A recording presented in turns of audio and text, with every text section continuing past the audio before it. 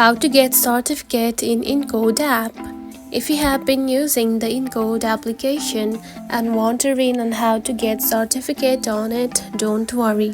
In this video, I will show you how to do it, so let's get started. First of all, open the Encode application. Just like this.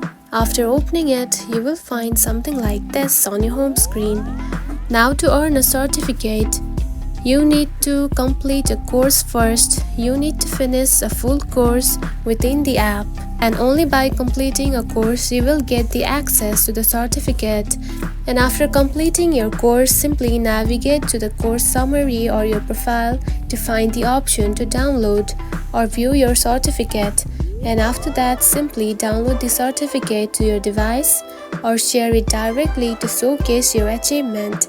And for now, you can see I haven't completed any course, so that's why I could not show you directly. So these are the steps you can simply do to get the certificate onto the Encode app. It is a very easy process, right? Now simply learn and earn your certificate. If you found this video helpful, don't forget to like and subscribe for more tips. Thanks for watching.